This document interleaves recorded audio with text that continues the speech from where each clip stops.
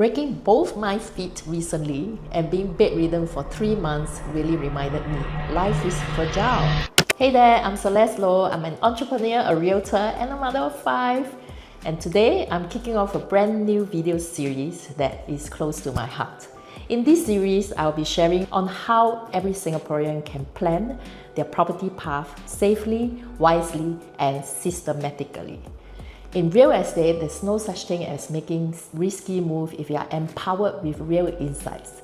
It's about making informed, intentional decisions that align with your goals and the season of life you're in. So if you're feeling overwhelmed or just not sure where to start, you're not alone. I want to talk to you about something I live and breathe every day, the Singaporean property life cycle, and how understanding that can change the course of your financial future, as well as our next generations. I wasn't born with a silver spoon. I grew up in a 2-room rented HDB flat, and there were 5 of us in 1 room, 1 bathroom layout. My parents were hawkers, and they were hardworking, humble, and they taught me the value of every cent. I still remember when I was 11, they bought their first HDB flat with $30,000, and it changed everything. That was the first glimpse into what property could do, not just to house a family, but to shift the future. In Singapore, the property life cycle typically looks like this. A BTO or resale, the starting point for most couples. And then upgrading to EC, executive condominium, or private condos after MOP is reached. Or private property investment with strategic financing for sale or capital gain. Number 4, very important for me, legacy planning, using property to build next generation wealth. What people don't talk about is the why behind these moves.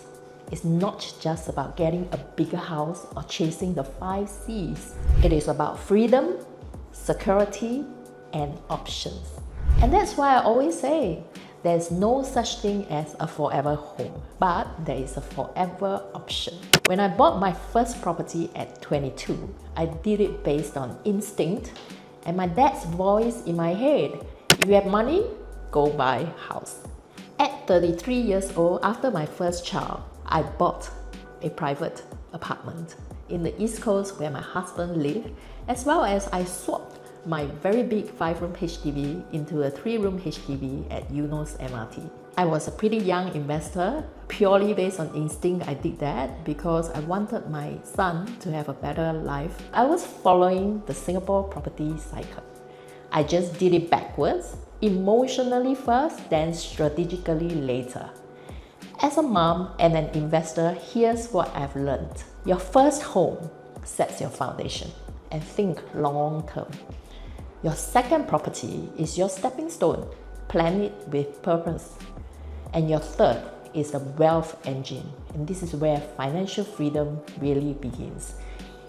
If I could go back and teach my younger self one thing, it would be, don't get emotional attached to the windows, to the walls.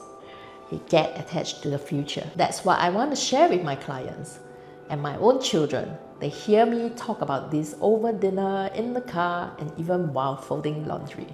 Property is not just about the bricks or the dollars. It's about giving the children a head start. It's about ensuring your spouse has security. And it's about living a life that aligns with our values, not just the rat race. Breaking both my feet recently and being bedridden for 3 months really reminded me life is fragile, but legacy is to be built. You don't need 10 properties to be free. You only need 1 smart move at a time. If you're wondering where you are in your property journey or how to plan your next step with purpose and strategy, let's talk. I'm here to guide you, not just as an agent, but as someone who lived it. Look out for my next video.